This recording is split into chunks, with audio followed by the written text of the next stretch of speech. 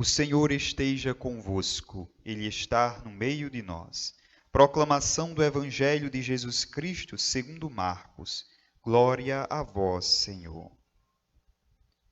Naquele tempo, as autoridades mandaram alguns fariseus e alguns partidários de Herodes para apanharem Jesus em alguma palavra. Quando chegaram, disseram a Jesus: Mestre, sabemos que tu és verdadeiro e não dás preferência a ninguém.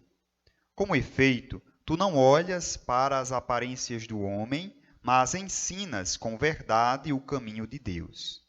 Dize-nos: é lícito ou não pagar o imposto a César? Devemos pagar ou não? Jesus percebeu a hipocrisia deles e respondeu: Por que me tentais? Trazei-me uma moeda para que eu a veja. Eles levaram a moeda e Jesus perguntou: De quem é a figura e a inscrição que estão nessa moeda? Eles responderam: De César.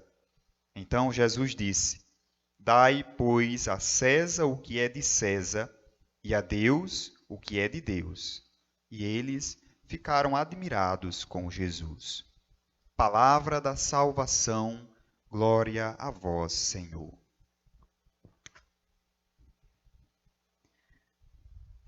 Amados irmãos e irmãs, nós concluindo aquele tempo da Páscoa, na solenidade de Pentecostes, agora damos uma retomada ao tempo comum. Quando iniciamos com a festa do batismo do Senhor, ainda em janeiro, depois celebramos este tempo até a quarta-feira de cinzas, quando iniciamos o ciclo pascal. Agora retomamos o tempo comum, a cor verde, que marca este tempo litúrgico, e a palavra comum não deve ser entendida do termo pejorativo, como se fosse um tempo que não tivesse importância.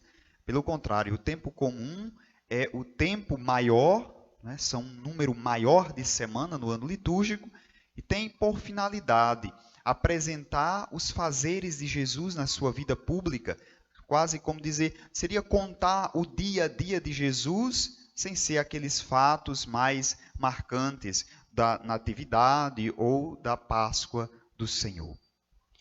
Hoje ouvimos então do Evangelho, e eu gostaria de me deter nessa parte do Evangelho, numa breve reflexão, quando estes partidos, o partido de Herodes e alguns fariseus, são mandos a Jesus para pegá-lo em alguma palavra.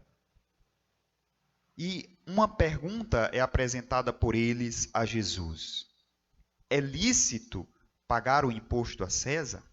Nós devemos ou nós não devemos pagar o imposto ao imperador? Ou seja, coloca Jesus numa questão um pouco espinhosa, não é? Já que o imposto era algo que era obrigatório pagar, como ainda hoje é, mas aqueles que eram pegos de fato sonegando o imposto, era de fato duramente castigado.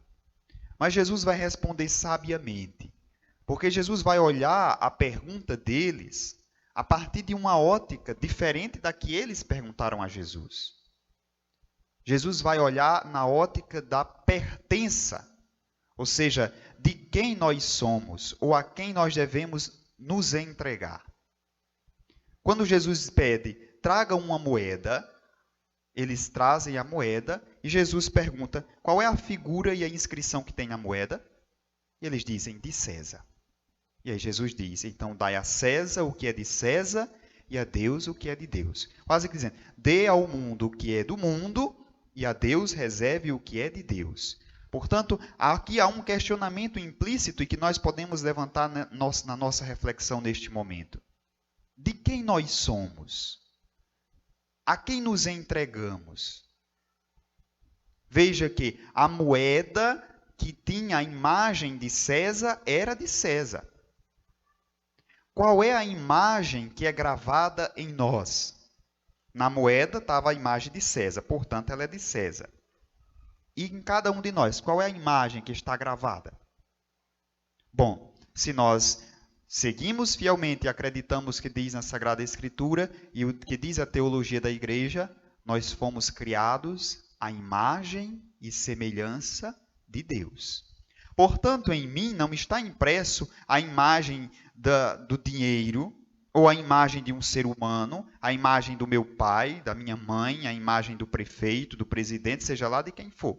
Em mim está impresso a imagem de Cristo Jesus, portanto, sou pertença dele.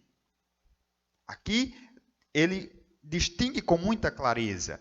Claro que Jesus vai ser aquele que vai denunciar as injustiças. Aqui ele não está dizendo que o império estava fazendo bem porque estava explorando como os impostos. Não, não tem nada a ver uma coisa com a outra. Jesus vai pegar eles a partir de uma outra ótica. Não é pagar o imposto pelo imposto, mas porque muitos deles estavam aprisionados à figura do imperador e tinham como uma divindade.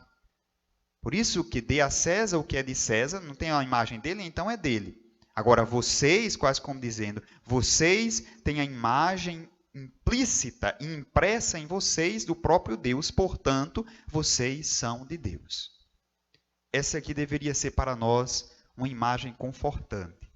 Se em nós está impressa a imagem de Deus, como dizem em latim, fomos criados imago Dei, a imagem de Deus, devemos ter a consciência de que somos pertença desse Deus. Desse mesmo Deus que na Sagrada Escritura não é porque somos pertença dele que somos escravos, porque o próprio Cristo diz: já não vos chamo servos, mas vos chamo amigos, porque o amigo dá a conhecer. Por isso, a nossa pertença a Deus é sinal de liberdade, como Paulo mesmo vai dizer. É para a liberdade que Cristo nos libertou. Então, tendo a imagem de Cristo impressa em nós, a imagem de Deus impressa em nós, nos garante essa pertença a Deus. Agora, é necessário que tenhamos a predisposição pessoal e espiritual de sermos pertencentes a este povo do Senhor. Peçamos então, meus irmãos e irmãs, a graça do Espírito Santo, de reconhecer a imagem de Deus em cada um de nós e de não macular com as nossas escolhas essa imagem que resplandece, que ilumina e que atrai. Louvado seja nosso Senhor Jesus Cristo, para sempre seja louvado.